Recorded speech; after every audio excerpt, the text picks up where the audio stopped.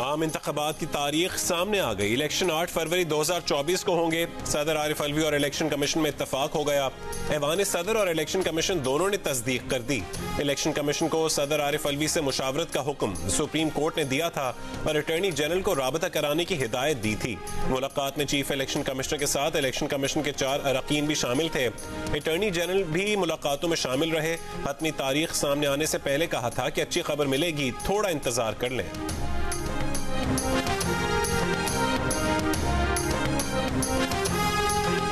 हमने तो इंतखाबात के लिए 11 फरवरी की तारीख दी थी। हमारा ख्याल था कि इतवार के दिन पोलिंग के लिए अच्छा रहेगा, लेकिन मुतफ़िक़ा फैसला हुआ कि आम इंतखाबात 8 फरवरी को हों। चीफ इलेक्शन कमिश्नर की सहाफ़ियों से गैर रस्मी गुफ्तगू। कहा इलेक्शन कमीशन का ग्राउंड डबल कॉन्क्रीट का है, सारे इदारे मोहतरम हैं, लेकिन इलेक्शन कमीशन अपने मौक़िफ़ पर खड़ा है। हर कोई कहता है कि इलेक्शन शफाफ हों, लेकिन मुदाखलत भी की जाती है। सहाफ़ी ने सवाल किया इलेक्शन कमीशन के खत के बावजूद IG और डिप्टी कमिश्नर इस्लामाबाद क्यों तब्दील नहीं हो रहे। चीफ इलेक्शन कमीशन ने जवाब दिया, आप देखते जाएं, हमने खैबर पख्तूनख्वा की निगरान काबीना तब्दील करवाई, निगरान वफाकी काबीना पर भी नोटिस लिए।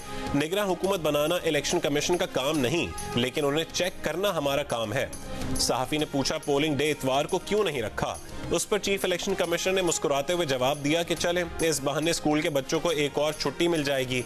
उन्होंने कहा कि इस बात में कोई शक नहीं कि चेयरमैन PTI एक मकबूल लीडर हैं। इंतखाबात में बल्ले का निशान भी बैलेट पेपर पर होगा।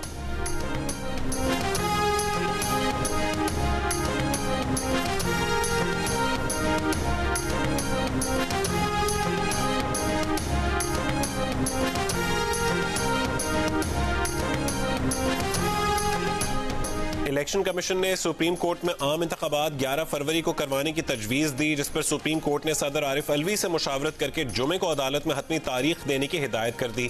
चीफ जस्टिस काजी फायज ईसा ने रिमार्क्स दिए कि इंतखाबात की तारीख देने के बाद किसी दरखास्त को नहीं सुना जाएगा। इलेक्शन कमीशन पर वाज़ेह करते हैं कि फिर तारीख में तोसी की इजाज़त नहीं देंगे। इंतखाबात की जो भी तारीख तय की जाएगी उस पर सदर समेत सबके दस्तखत हों। जस्टिस अतर मिनल्लाह ने रिमार्क्स दिए कि इलेक्शन कमीशन ने सदर से मुशावरत न करके आइन को दोबारा तहरीर कर लिया। चीफ जस्टिस ने कहा कि सदर और इलेक्शन कमीशन दोनों पाकिस्तानी हैं। इलेक्शन कमीशन सदर से मुशावरत करने पर क्यों हिचकिचाहट का शिकार है। इलेक्शन कमीशन, सदर और पार्लियामेंट का अपना काम खुद करें। अगर कोई अपनी आईनी जिम्मेदारी पूरी नहीं करता तो अदालत मुदाखलत करेगी।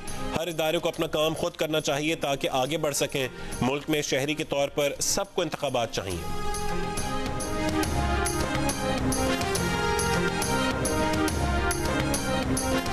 चीफ इलेक्शन कमिश्नर ने सदर से मुशावरत से इनकार क्यों किया। क्या इलेक्शन कमीशन आइन की खिलाफ वर्जी का सारा बोझ खुद पर लेना चाहता है। जस्टिस अतर मिनल्लाह के रिमार्क्स। कहा आइन के तहत तारीख का तकर्रुर सदर करता है। इंतखाबात में अल्तवा के लिए इलेक्शन कमीशन, वफाकी हुकूमत और सदर जिम्मेदार है। मुकर्ररा मुद्दत से ऊपर वक्त गुजरने के बाद हर दिन आइन मुअत्तल तस्वर होगा। चीफ जस्टिस काजी फायज ईसा ने कहा कि सदर की जानिब से आइन की खिलाफ वर्जी 7 नवंबर से शुरू होगी। सदर मुमलिकत मुल्क के सबसे आला ऑफिशियल हैं। ऐसे तो सदर आर्टिकल 6 के तहत आइन सबूताज करके संगीन गद्दारी के मुर्तकिब ठहरेंगे।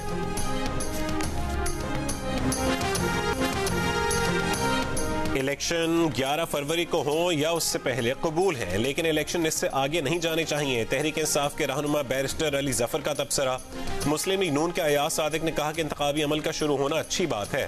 पीपल्स पार्टी के नैयर बुखारी ने कहा कि 90 दिन में इलेक्शन ना करवाने पर इलेक्शन कमीशन जवाबदेह है। JUIFA के कामरान मुर्तजा ने कहा कि तारीख देना सदर का काम था, लेकिन वो नाकाम रहे। अवामी नेशनल पार्टी के जाहिद खान ने कहा कि इलेक्शन कमीशन की नीयत में फतूर नजर आता है। MQM के अमीनुल हक का तमाम जमातों को लेवल प्लेइंग फील्ड देने का मुतालिबा।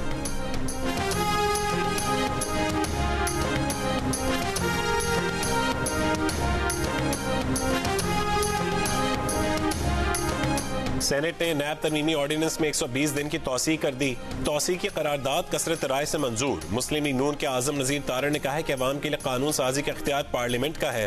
अहम कानूनी मामलात सिलेक्टेड बेंच के सामने रखे जाते थे। चीफ जस्टिस ने सारा बेंच बिठा दिया। इसाक डार ने कहा कि माजी में खराब की गई चीजों को अब दुरुस्त होना चाहिए। सियासी इंतकाम का निशाना बनाया गया। असखुद नोटिस पर कई फैसले मुतनाज़े हैं, पैनमा उनमें से एक है। सेनेटर कामरान मुर्तजा की नैब तरमीमी ऑर्डिनेंस में तौसीह की मुखालफत। कहा ऑर्डिनेंस में तौसीह सोचे समझे बगैर की गई। ताहिर बेजंजो ने कहा कि नैब बदबूदार लफ्ज है, हमेशा मुखालिफिन को दबाने के लिए इस्तेमाल हुआ।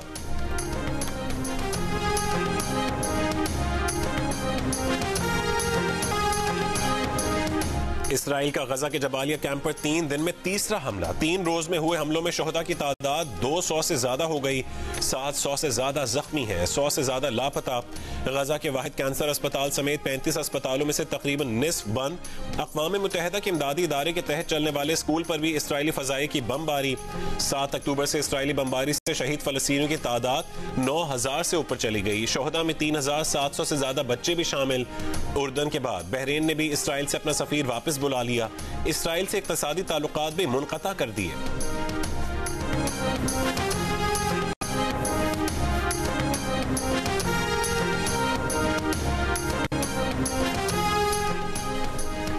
फलस्तीन की माएं बहनें आपकी जानिब देख रही हैं। कराची में JUI फे के तूफान अक्सा कॉन्फ्रेंस से हमास के सरबरा इस्माइल हानिया की वीडियो लिंक पर खिताब। कहा, आपकी हिमायत दरअसल बैतुल मक़दस की हिमायत है। मौलाना फजलुर रहमान फलस्तीनों का मौक़िफ़ पेश कर रहे हैं। फलस्तीन की औरतें, बच्चे, उलमा सब जंग के मैदान में हैं। उम्मत गवाह है कि हम तवील जंग लड़ रहे हैं। सरबरा JUI फे मौलाना फजलुर रहमान ने खिताब में कहा है कि हमने अंग्रेजों को बरे सगीर से भगाया, अमरीकियों को अफगानिस्तान से भगाया। हमने 2018 के बाद मुल्क से इसराइली एजेंट के खिलाफ जंग लड़ी। अमेरिका को बताना चाहते हैं कि हम आपकी मर्जी से इक़्तिदार में नहीं आना चाहते।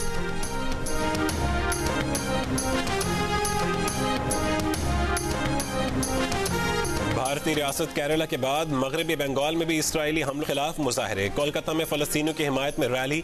फलस्तीन आजाद करो के प्ले कार्ड्स उठाए मुजाहिरीन ने फलस्तीनियों से इज़हार यकजहती और आलमी बिरादरी से इसराइली हमले रुकवाने का मुतालबा किया। अक़वाम मुत्तहिदा के इदारे यूनिसेफ का कहना है कि हमास इसराइल तनाज़े की कीमत बच्चे चुका रहे हैं। 3500 से ज्यादा बच्चों की जानें जा चुकी हैं। ये सिर्फ नंबर नहीं बल्कि मासूम बच्चे हैं। इस जंग के असरात बच्चों के जहनों में जिंदगी भर रह सकते हैं।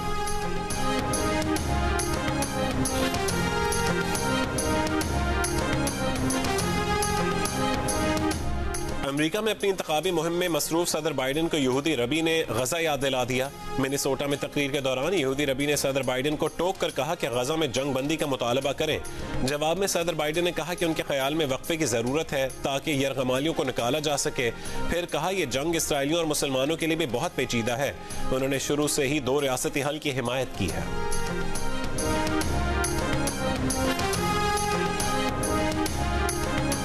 सऊदी अरब गजा जंग के बाद इसराइल के साथ ताल्लुकात मामूल पर लाने में दिलचस्पी रखता है। अमरीकी कौमी सलामती काउंसिल के तर्जुमान जॉन कर्बी का बयान। कहा कि सऊदी अरब ने यकीन दिलाया है कि वो गजा जंग के बाद इसराइल से ताल्लुकात मामूल पर लाने के मुआहदे में दिलचस्पी रखता है। सऊदी वजीर दिफा खालिद बिन सलमान की आला अमरीकी ओहदेदारों से मुलाकात। इसराइल फलस्तीन जंग और गजा की सूरत हाल पर गुफ्तगू।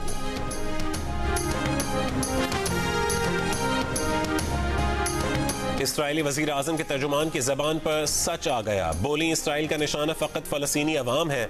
फिर गड़बड़ा कर बोली, नहीं नहीं, निशाना दहशत गर्द है। इसराइल के गजा में कई मकामात से घुसने की कोशिश। हमास से शदीद झड़पें। मशीन गनों, एंटी टैंक रॉकेटों और ड्रोन के जरिए काबिज फोर्सेस पर हमले। हमास से झड़पों में कम से कम 17 इसराइली फौजी मारे जा चुके हैं। दूसरी जानिब इंसानी बुनियादों पर गजा और मिस्र के दरमियान रफह बॉर्डर क्रॉसिंग आज फिर खोल दी गई। गजा से निकलने के इंतजार में लोग जमा। गजा से मिस्र जाने वाले 15 ममालिक के 600 अफराद की फहरिस्त जारी।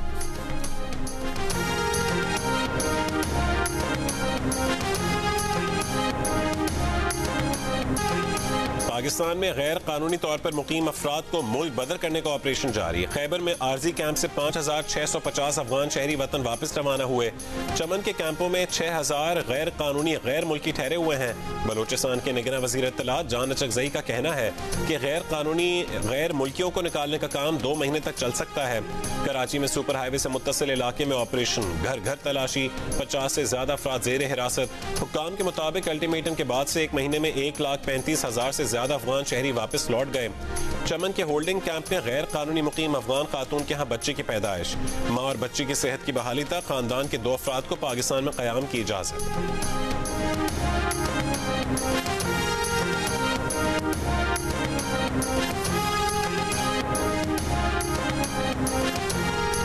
इस्लामाबाद के सेक्टर I-12 में गैर कानूनी बस्ती के खिलाफ CDA का ऑपरेशन। 800 कैनाल अराजी काबजीन से वागुजार करवा ली गई। भारी मशीनरी की मदद से 1000 से ज्यादा गैर कानूनी कमरे मिसमार और वागुजार करवाई गई अराजी को सेक्टर डेवलपमेंट के हवाले कर दिया गया।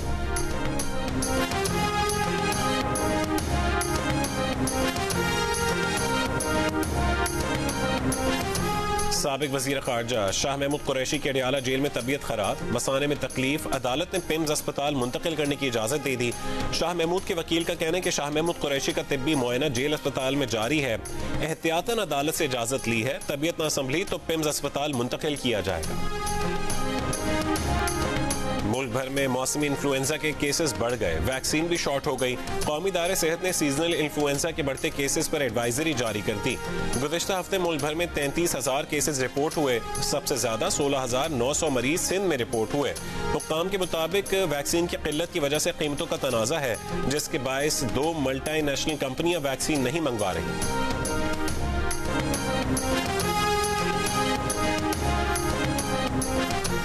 खैबर पख्तूनख्वा के गर्ल्स स्कूलों में प्रोग्राम्स के दौरान फोटोग्राफी पर पाबंदी। लड़कियों के स्कूलों में तमाम इवेंट्स में खवातीन अफसरान को बतौर मेहमान खुसूसी मदऊ किया जाएगा।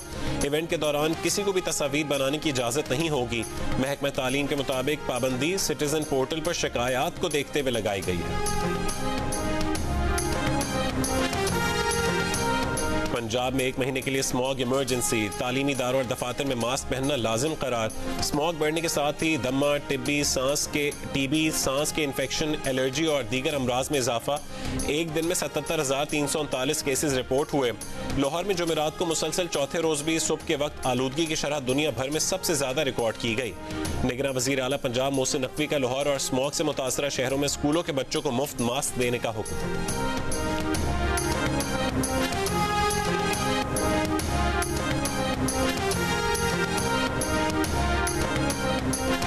पाकिस्तान गैर कानूनी अफगान बाशिंदों की बेदखली के बजाय उनकी रजिस्ट्रेशन के लिए जामे मैकेनिज्म बनाए। अक़वाम मुत्तहिदा की पनाह गुज़ीन एजेंसी का मुतालबा। अफगानिस्तान की सूरत हाल पर 8 ममालिक और यूरोपीय यूनियन का भी मुश्तरका बयान। कहा गैर दस्तावेजी अफगानों के लिए रजिस्ट्रेशन का निज़ाम तैयार किया जाए। अमरीकी महकमा खारजा का कहना है कि पाकिस्तान और दीगर ममालिक अफगान पनाह गुज़ीनों के लिए अपनी जिम्मेदारी पूरी करें।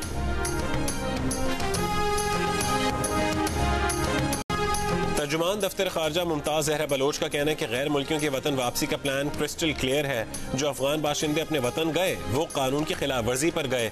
तीसरे मुल्क मुंतकिल होने वाले अफगान मुहाजिरीन पर मुतालिका ममालिक से बात जारी है। दर्जन भर ममालिक की जानिब से फहरिस्तें पाकिस्तान को भिजवाई गई हैं। कुछ ममालिक के साथ गैर कानूनी गैर मुल्की रिहायशियों की लिस्ट शेयर की है। रायविन में आलमी तबलीगी इज्तिमा का आगाज हो गया। पहला मरहला 5 नवंबर तक जारी रहेगा। तकरीबन 5 लाख अफराद शिरकत करेंगे। बैरून मुल्क से मंदुबीन की आमद का सिलसिला भी जारी। पिंडाल को जाने वाले रास्तों पर सख्त सिक्योरिटी इंतजामात। अस्तोर, हुंजा, मुजफ्फराबाद, अठमकाम, लीपा, हटिया बाला और वादी नीलम समेत मुल्क के बालाई इलाकों में बारिश और पहाड़ों पर बर्फबारी। सर्दी की शिद्दत में इजाफा। महकमा मौसमियात की आज बालाई खैबर पख्तूनख्वा और शिमाल मशरक़ी पंजाब में चंद मकामात पर तेज हवाओं और गरज चमक के साथ बारिश की पेशगोई।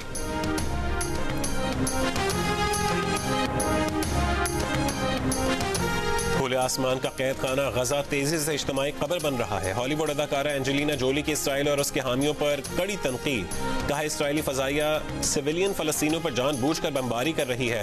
मरने वालों में 40% मासूम बच्चे हैं। पूरे खानदान कत्ल किए जा रहे हैं। जंग बंदी करारदाद रोककर आलमी रहनुमा शरीक जुर्म हो रहे हैं।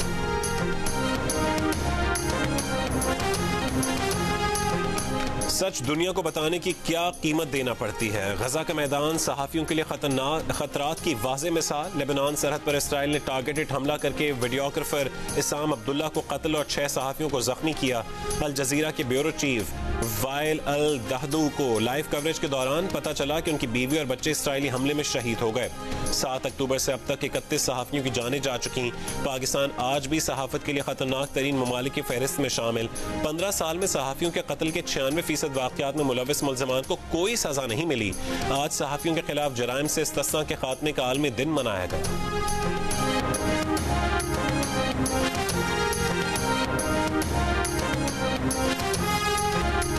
ट्यूनिस की टेनिस स्टार उन्स जाबिर ने WTA फाइनल्स के इनामी रकम का एक हिस्सा फलस्तीनियों की मदद के लिए देने का ऐलान कर दिया। इंटरव्यू में आप दीदा हो गई। कहा हर रोज बच्चे और बच्चियों को मरते देखना बहुत मुश्किल है। ये दिल दहला देने वाला है। ये कोई सियासी पैगाम नहीं है, ये इंसानियत है।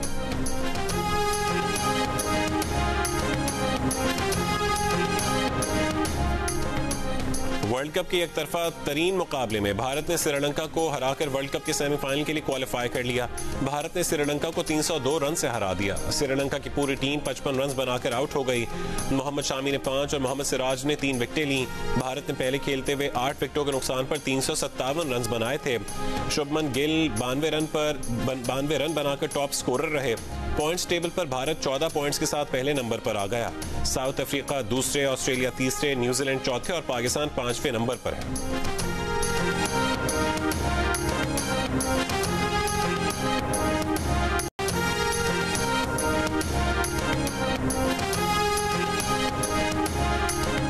इंग्लैंड पाकिस्तान के लिए चैलेंज बन सकता है। इमाद वसीम की प्रोग्राम हारना मना है में गुफ्तगू। कहा अफगानिस्तान का अभी भी सेमीफाइनल में चांस है। मोहम्मद आमिर बोले अगर शाहीन आफरीदी परफॉर्म नहीं करेगा तो पाकिस्तान पर दबाव होगा। अब्दुल रज़ाक बोले दुआ करें हम सेमीफाइनल में पहुंच जाएं। क्रिकेट वर्ल्ड कप पर तज्जिया और तबसरों के लिए देखिए प्रोग्राम हारना मना है। वर्ल्ड कप के दौरान रोजाना रात 11 बजे सिर्फ जियो न्यूज पर।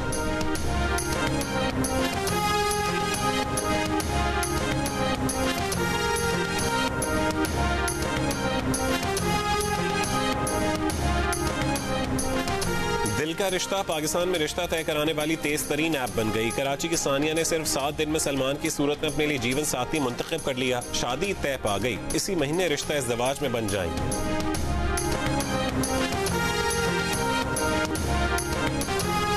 और जियो टीवी के शायकीन के लिए 7 स्काई एंटरटेनमेंट ने नई ड्रामा सीरियल तख्लीक की है। मां और सास के ताल्लुक पर मबनी नई ड्रामा सीरियल मां नहीं सास हूं मैं। देखिए जुमा 3 नवंबर से रोजाना रात 7 बजे सिर्फ जियो।